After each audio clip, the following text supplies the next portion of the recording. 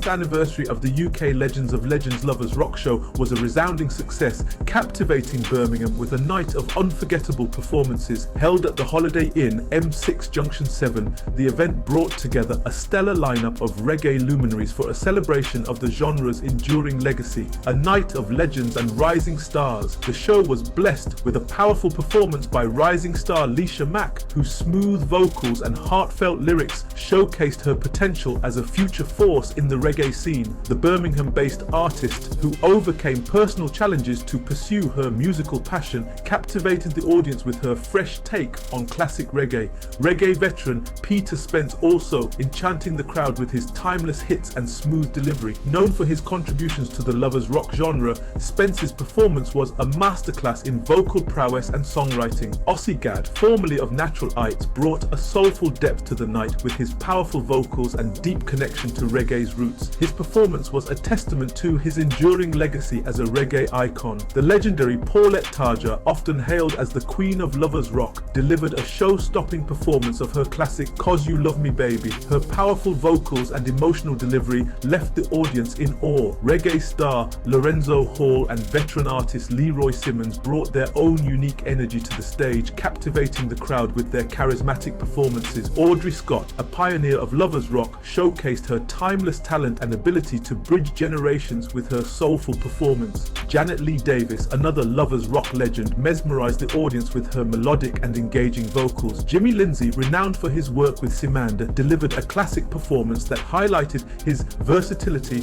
as a singer and songwriter. Bunny Lai Lai brought infectious energy and charisma to the stage, while the rising star JJ Bourne to Sing offered a fresh perspective on lovers rock with his modern sound. A celebration of lovers rock. Between performances, DJs G6T9 and Mikey Bups Manchester, Sweet Touch and DJ Countryman Birmingham, and special guest DJ Rankin Gatecrash kept the energy high with a mix of classic and contemporary reggae tunes. Hosts Shazzy D and Rankin Trevor Gatecrash added to the festive atmosphere with their engaging banter. The UK Legends of Legends Lovers Rock Show was more than just a concert. It was a celebration of a genre that continues to inspire and unite people. The event showcased the rich tapestry of lovers rock from its golden age to its contemporary evolution, leaving fans eager for the next installment for explosion.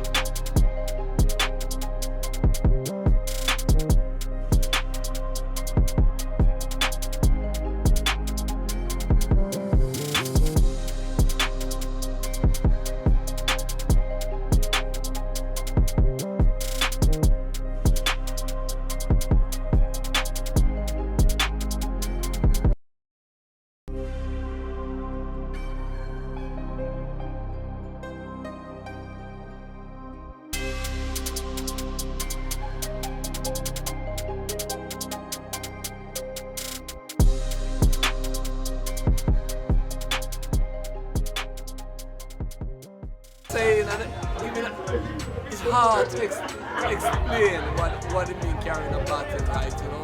Because you're not just representing yourself, your community, your own community, you respect everybody. Yeah. And it was a special moment in the time of history in Andrew Park, you know what I mean?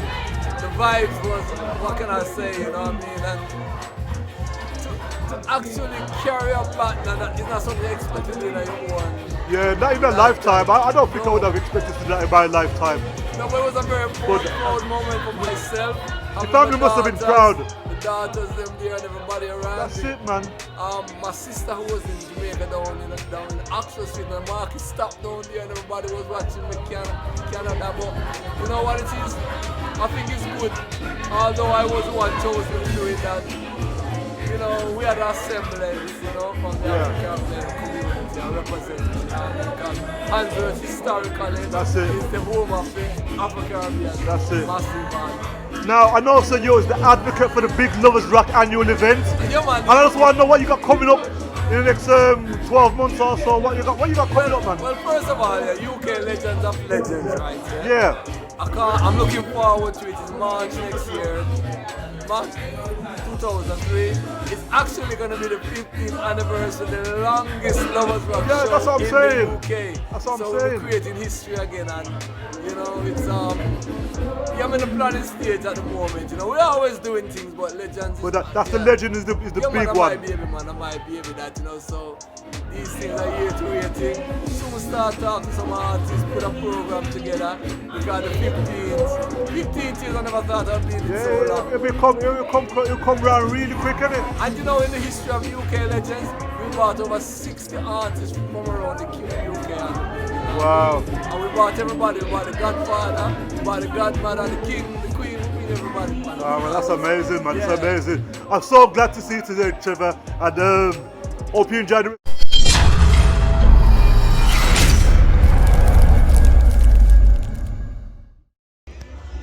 So we're at this Legends of Legends.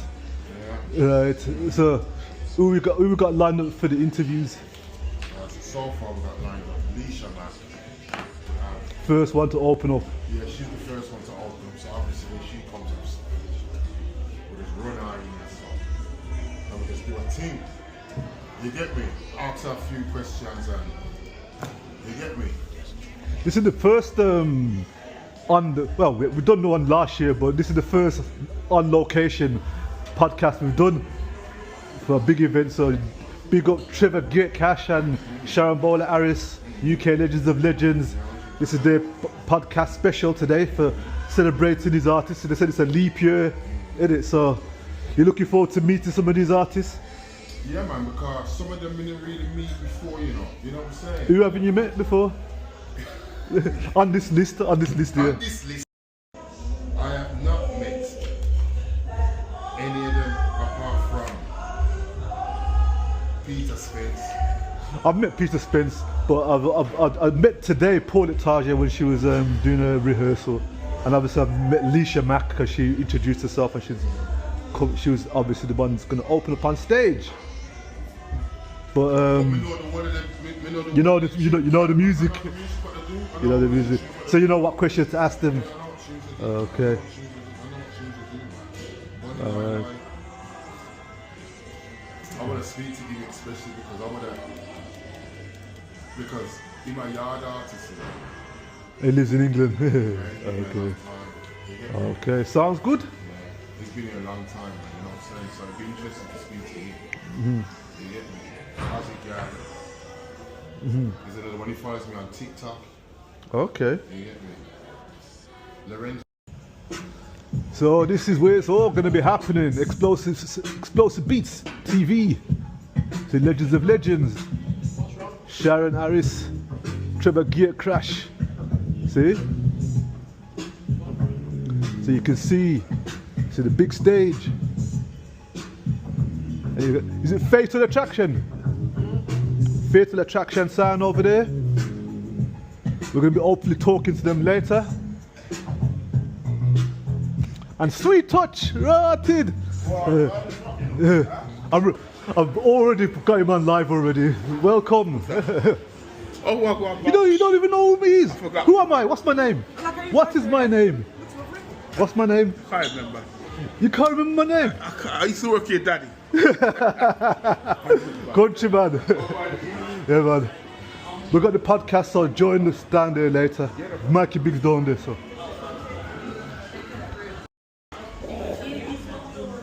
Yes, at the Holiday Inn.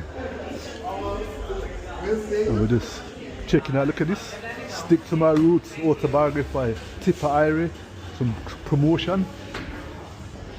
But we're heading back down to the podcast. It's a hot blood chick. Yep. There's Mikey Bups.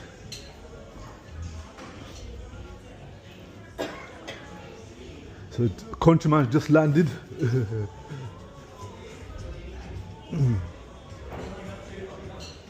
So it looks all good. You got your questions up already? Yeah. Excellent. Good work. Easy price walk to me, oh, when putting me high.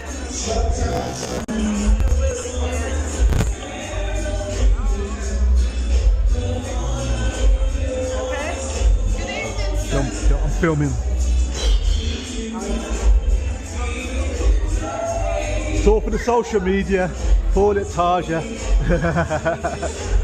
We're gonna interview you later when you're ready. Go, we're ready now.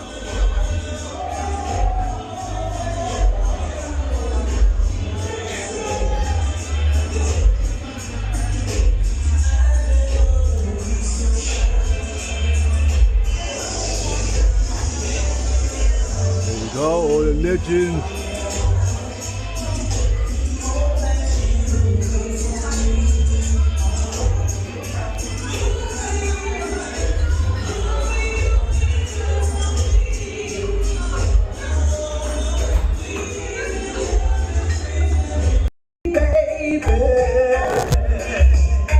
Just the way I want to be loved, yeah.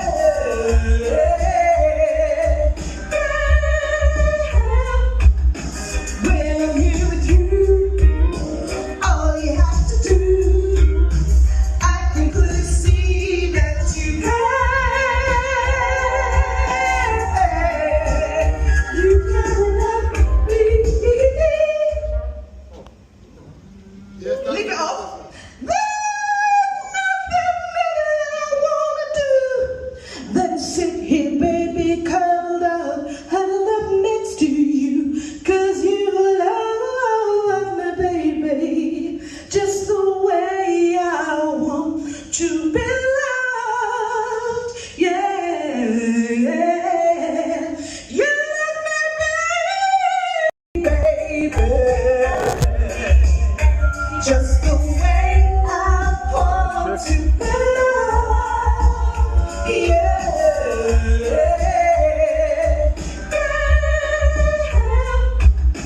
When I'm here with you, all you have to do, I can clearly see that you care. You gotta love me.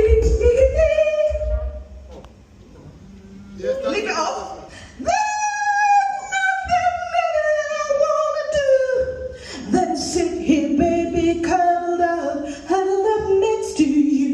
'Cause you love me, baby, just the way I want to be loved. Yeah, yeah. You love me, baby. Now, some nice celebrities. Yeah, man. So you have to look after them, you know. Welcome, welcome, welcome. Welcome, welcome. You're looking very nice, very lovely. Outstanding, outstanding. See that? Mercedes is one. She come in Mercedes. And a Mercedes as well. Wow. There you are. Hello. Hello, you're looking lovely.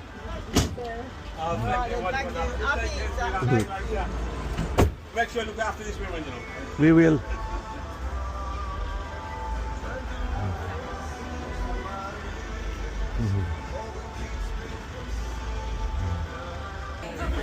Look at this.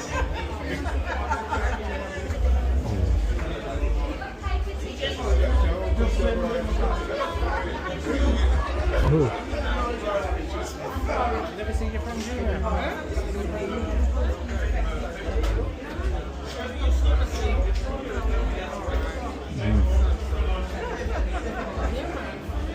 You always say that, and then you know.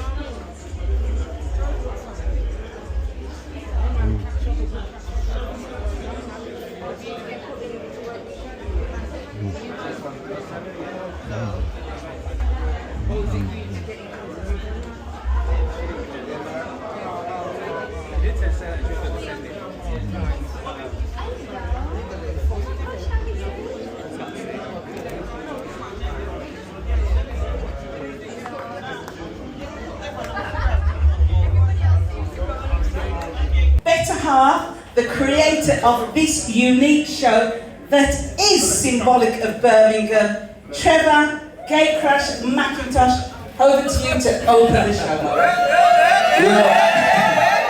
First of all, right, I want to thank all the people who was with me from FCF, and they're still with me today. So if you've been on that journey, just give us a wave. Yeah? And you know, I'm so proud that we now have a show in Birmingham for ourselves called UK Legends. It's a Brummie thing, and everyone is. I'm thanking the whole country for, supporting us. Just like the fact Paul Dawkins, all the artists that are around here who are not performing tonight, but we are now getting ready to, I've lost for words tonight because I'm so happy. When he mentioned Paul Dawkins, as usual, every year that Legends takes place, we have artists of old, past, new, whatever, always coming through on the night. Paul Dawkins is a guy that is here supporting us tonight. Give him a round of applause because he's from the group tradition and within his own right he sings as well. Paul Dawkins! Alright, so yes, Trevor, I'm going to leave you to start off with our first act. Well, of course, I always have the pleasure, to bring on my own daughter on the show, and I'm so proud of our journey. I don't care. I am proud of my daughter's journey. So please, UK Legends of Legends fan, let's make some noise for Birmingham, Answorth, one and only Leesha Mac.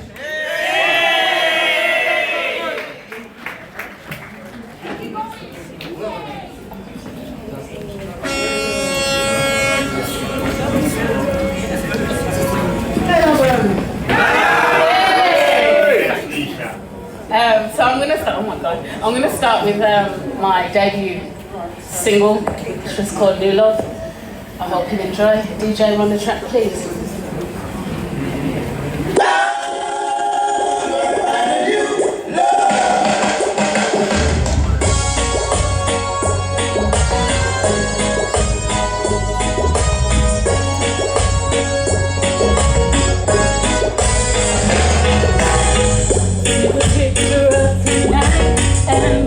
By your heart, love reflects memories.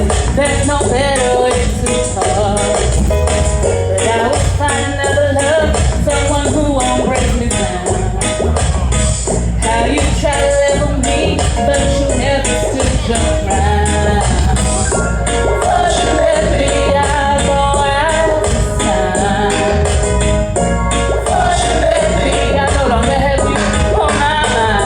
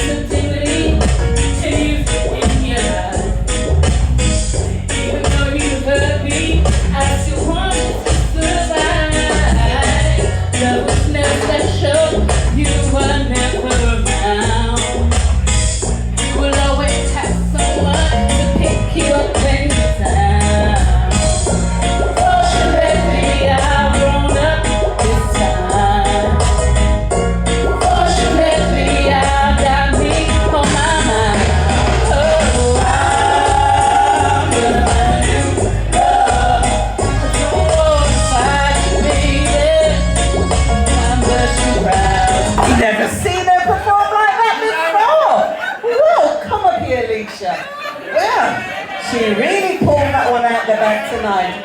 Please show her some more love.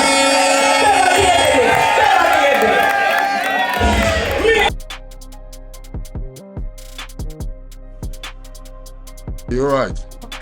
I'm good, I'm good. How do you perform? How do you feel your performance went tonight? I felt it like I blew it out the water. Okay. I've not been usually dancing on stage like that before. So I noticed that I've literally pulled out the bag. Okay. For this year, the 16th year. So, I feel good about it. I feel like I've done my job. Okay, good. How do you feel the people that engage you? How do you feel the people that did react to you? I think they reacted well because people know my song. So they're more likely to sing it back to me. And because the 6th Street song is so popular, I had to tribute to Louisa Mac. Yeah, man, for real. But they sang exactly fine. Like, it was perfect, it's gone perfectly. I can leave the stage, grace the stage, up and leave them singing. Yeah, man. Yeah. Okay, so you had the latest releases or any collabs or anything like that? Not a collab, but there is a song in the pipeline. I'm working on my next track. Okay, cool. Pipeline. Nice one. So, love that's what forward to. Yeah, man, respect, man. Looking forward to hearing that one. Whoa, well, I know what's going to happen. They're going to come running in when they hear him.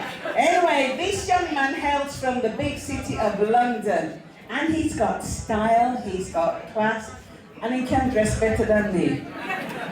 This man is going to blow your mind. Please, Birmingham, welcome to the stage, JJ Banter.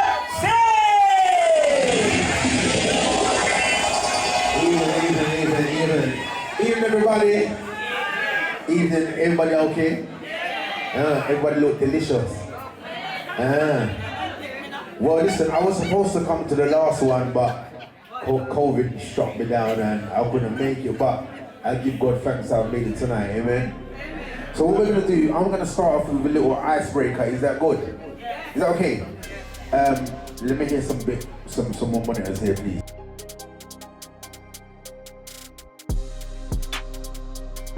Real quick still, I didn't think your performance went tonight.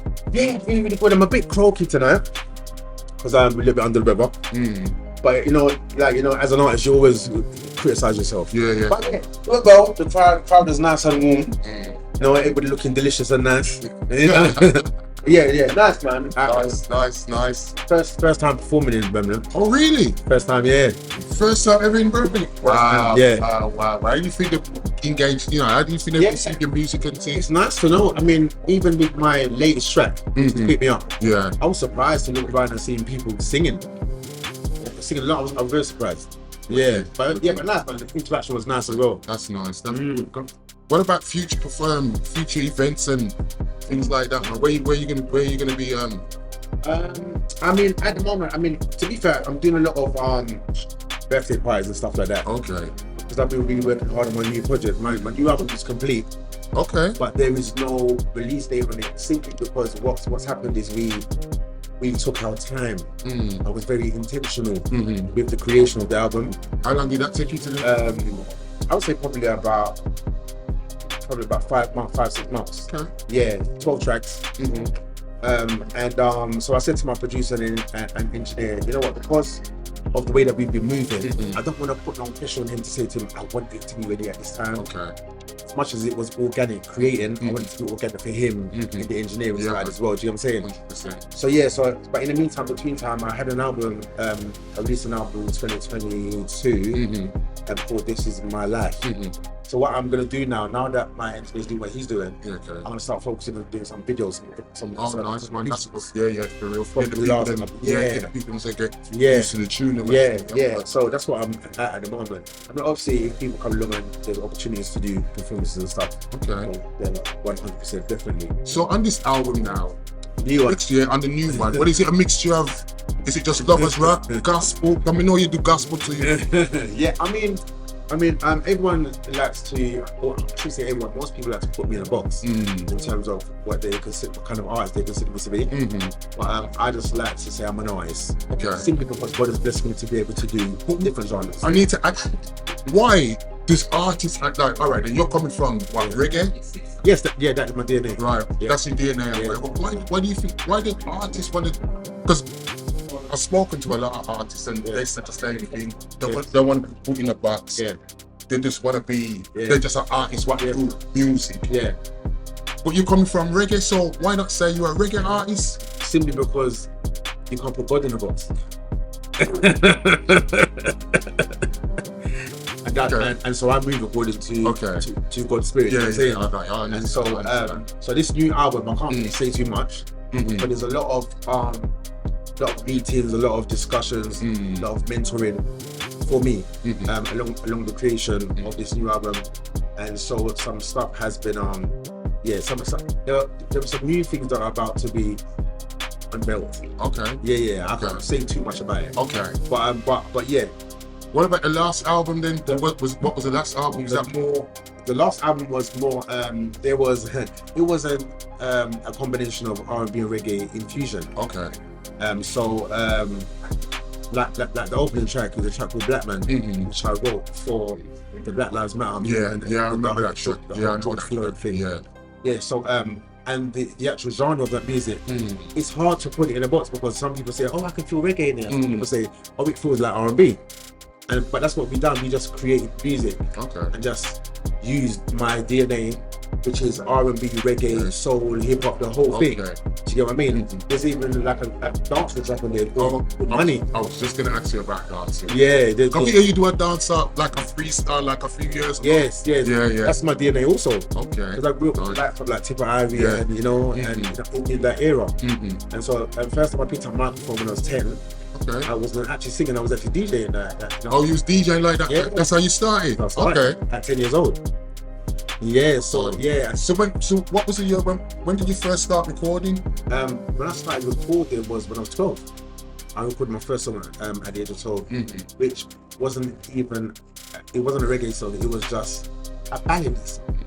My uncle was into production and he just got a couple of guys in to just strum up an idea. Because what it was, I used to go to my uncle's house. Yeah. He had this brought down piano in the corner, and I used to itch this with my finger and try and play whatever. And I wrote a song like that called Old Samantha, and it got released. I got a little promotion, promo in the Voice newspaper. Okay. And at that time, I was called Jason King. At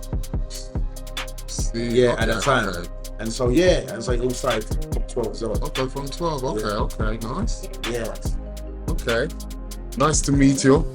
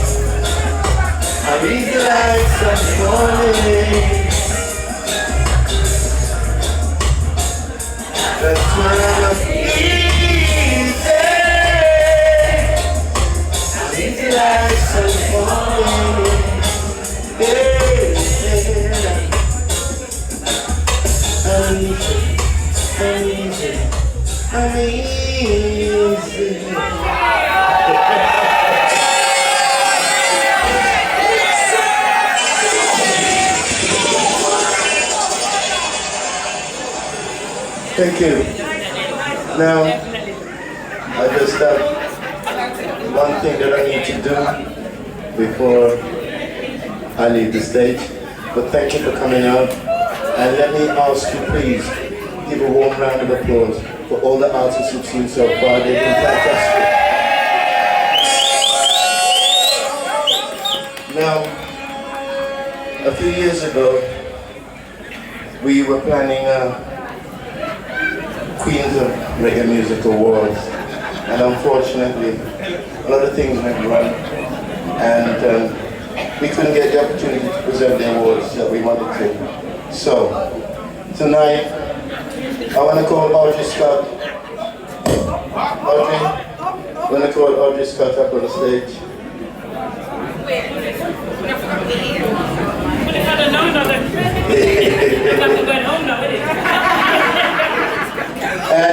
And Janet Lee Davis, I want to call you both up on stage.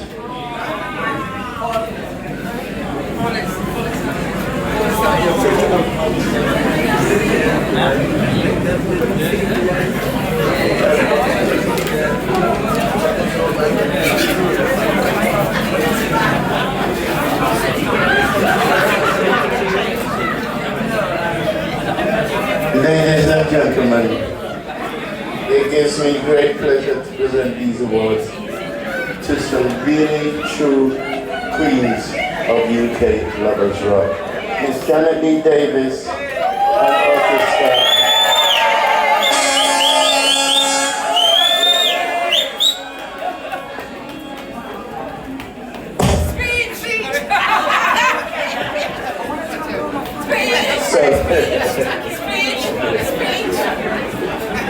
Never give big speech. I want to thank all my family and my friends. And I want to thank God.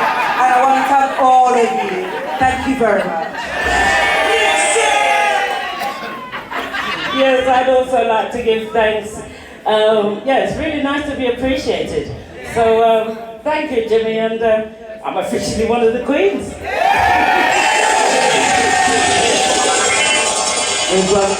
There's one thing I can say about Audrey. She, apart from being a queen of UK rock music and reggae music, she is one of the most supportive artists out there. She comes out and she supports everybody, you know, and I think that says a lot about this lovely lady.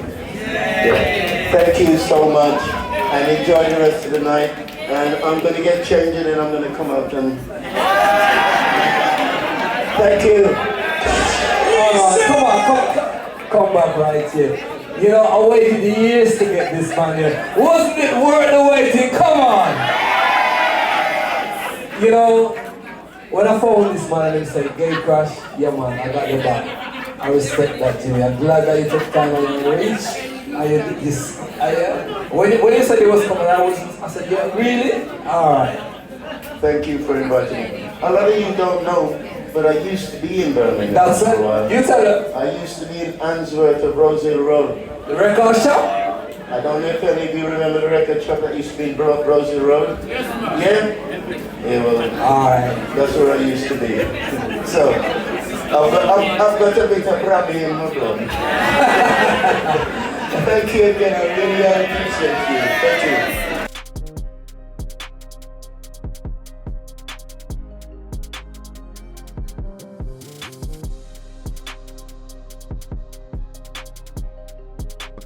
Alright? Yes. You're good? Yeah. How's it going? How do you think your performance went today? I was quite taken aback actually because support was really fantastic. Yeah, that's good. That's good. How do you enjoy performing to a live audience? Well, that's what I was brought up with, coming to I've been in the business for a minute. Yeah, I know, a long time. So that's all. Performing is all part of it, really. Preferably with a live band, but we have to do what we have to do. And you say you was from Yard, from Jamaica still, I thought you was from. I never knew you was because I'm that easy. A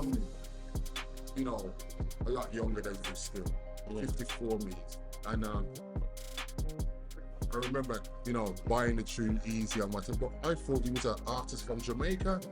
Yeah, I think a lot of people thought that. I mean, originally I did come from Jamaica, but I've been living in the UK since 1959. Okay. But the fact is that the actual musicians that played on Easy, were from Jamaica. Okay. I had Sly Dunbar, Lloyd Parks, Chinna Smith, Tajah, who used to play with Bob Marley, keyboard player. Yeah. And so it had that authentic sort of Jamaica feel to it. Yeah.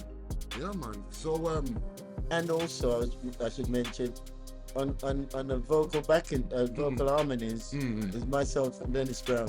Oh wow! Yeah. Dennis Brown's on that tune as well. Yeah, he does the harmonies with me. He does the harmonies with you. Okay. And that's one of the things that I really respected about Dennis, because at that time when I was recording music, Dennis was already a massive. Yeah, that's right. And he was in the studio, and I just said to him, Dennis, do you want to come and do this with me? And there wasn't any hesitation. He just came in and he did it. Was that true voiced here? That was voiced in London in a studio in Tooting. Okay. You know? Yeah. Nice. So any future production, any, one of the collaborations or anything like that? One of the songs that I sang today is a song called Special, which I've just released, and it went down really well. Nice. It's online, available to download. It's part of an album that I've been working on. Okay. The album is called More Love. I'm hoping that if all goes to plan, that'll be released towards the end of the year. Nice. A question I want to ask, I like to ask this to a lot of artists. What do you think of the current music reggae scene at the moment? Well, I'm quite disappointed actually, because what's happening, the people that are in the limelight at the moment, I don't think are really representative of reggae, roots rock reggae music. What I see out there now is this spreader out and shut him culture, which is basically slackness and and it's something that it detests me when I see, especially some of the women that's involved with the music now and how they're going on stage and how they're presenting themselves, and I'm thinking, you're not selling music, you're selling sex. Yeah. Go and perform in some strip club somewhere or whatever. Yeah, but don't use reggae music and degrade it the way that they're doing it at the moment. 100%. I mean,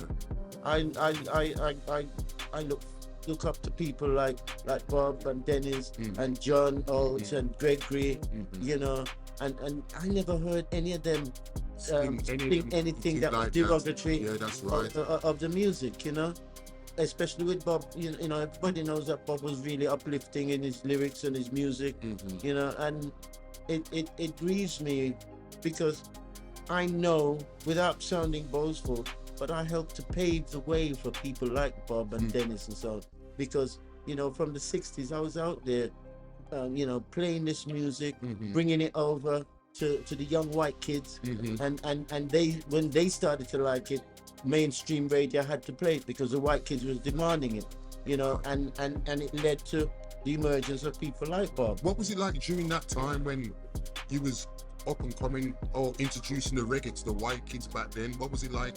What was the vibes like at that time? It was a very positive in some aspect, in that out there on the road we were capturing the young people. We had a fight against the establishment, which is the media, like the press and the radio. They wouldn't give us our dues. I did a song a long time ago with a band called Dambala. I did a thing called Zimbabwe, and it was talking about freeing up Zimbabwe and getting rid of the apartheid system, and the BBC wouldn't play it. They just refused to play it. So that was one of the main challenges that the reggae music did face back those times. Yes. Okay. One of the other things I think that was detrimental to the music is the lack of integrity within the music, because you find that a lot of producers was making music with artists. The producers was collecting royalties or making money, and they weren't looking after the artists. And I think that's why some of the mainstream labels shied away, because they didn't want to get involved in that situation. And it's sad really, because a lot of them were not prepared to invest in the music. They wanted to take out, but they didn't want to invest. One of the reasons why Bob was so successful was because Chris Blackwell decided to invest in it. Chris Blackwell spent about £1 million promoting Bob. Right? And I remember one time I went down to Island Records, and they were about to put out one of Bob's album, and it was stacked from floor to ceiling with the amount of albums they were putting out. Now, there were people within Ireland at the time that didn't want to sign Bob. They didn't want him in there. But Chris was the boss, and Chris decided to spend his money. And so, this is what's going to happen. And at one time, Bob Marley was the bread and butter for Island Records. Wow. Very, very interesting, that is. Yeah. So, okay, future events? Well, My main thing now is getting the album finished and getting it released, because unless you got new material to put out there, then it's, you know, I don't really want to just go out there and gig because there's a gig there. I want to go out there and present people with some fresh Jimmy Lynn's music. I mean, I've not had anything new out there for many years now, so I think it's important that, you know, I get the album finished. I've got the new single there. Hopefully people will you know, go onto their site, wherever they get their download from, and search for Jimmy Lindsay Special and download it. You know, and, you know, preferably download it, because then I get paid. When, you know, when they stream it, I'd have to stream billions before I earn it. That's another thing as well, you know, the streaming companies, they're ripping off the artists because they're not really paying us. They're not paying no artists, I think, And some of the bigger artists now are taking their music out of the streaming and putting it on their own sites, you know, so, but, you know, that's what I'm aiming to do now. Some new music out there, and hopefully, you know, get some feedback, and I'll start to sell some music again, and maybe next year come on the road, you know, get back on the road and tour. Most of the time, I've been mostly performing in Europe for the past 8 years before the lockdown. You know, performing in Europe. Oh, so that's where you've been, like, performing? Mainly in Europe? Yeah, more what's the vibes there in Europe? Well, I find, was your concern? I find the people there are a lot more supportive. It's like we don't really appreciate our homies, you know. I go out there and my music is appreciated. You know, I can sell my T-shirts, I can sell my CDs and so on. Unfortunately, in England, I mean, a lot of people, they don't even want to pay to come and see our UK artists. You know, they'll pay £50 to see an artist from Yard, but they don't want to even pay £5 or £10 to come and see a UK artist. And when they do come, they want to get in for nothing. They don't want to buy the music. They want to download it for free and things like that. Why do you think that? Why do you think that is? It's something that I've pondered about, and I think there's lots of different reasons. Because we got some great artists in England, you know. We got some wicked artists here. Yeah, I know. I mean, look at Lovers Rock and what it's done, you know.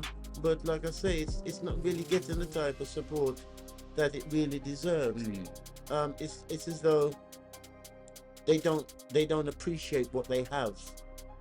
Yeah, other people around the world appreciate it. Yeah, that's right. But the people who are at the roots of it don't really appreciate what's happening, you know, and it's sad. Yeah, it's really sad. So how can your fans get in contact with you if they, you know, social media and things like that? I'm on social media. I mean, the most popular media is Facebook.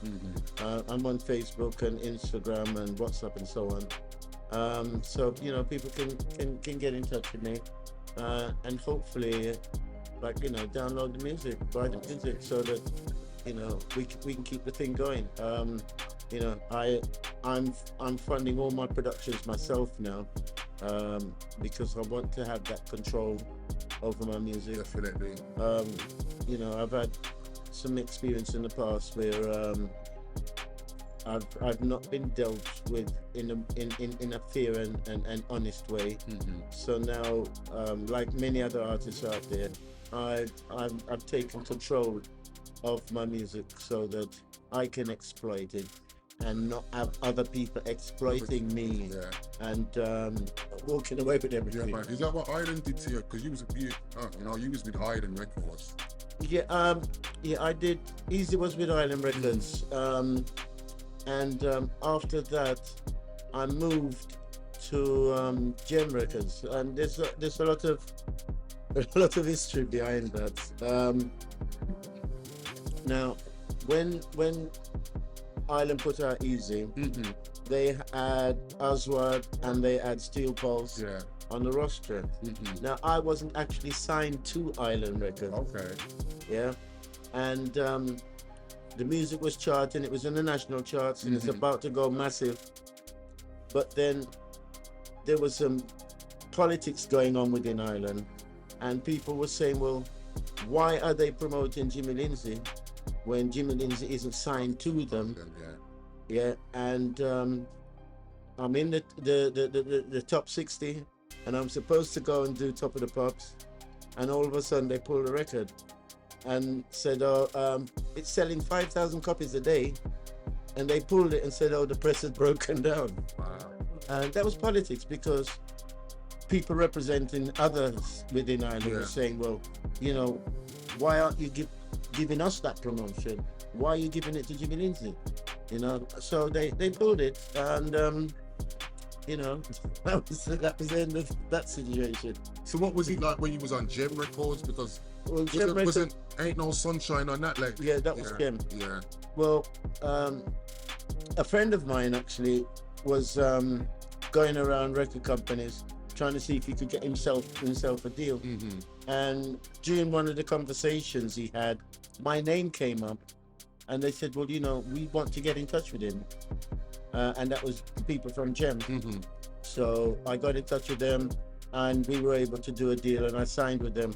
And Gem was a part of RCA Records. Okay. You know, but once again, people that was controlling it, and the main person was a man called Lawrence Mears, and he decided that he wanted to take everything, and basically he ripped me off.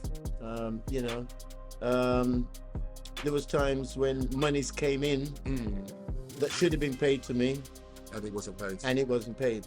Fortunately, there were people in the company that, you know, really was checking for Jimmy. Mm-hmm.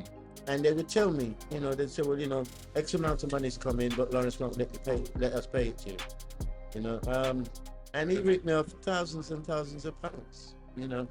And I only realized the extent of how much, on the last album I did, Children Rastafari, I maintained the publishing on one of the tracks, Rastaman.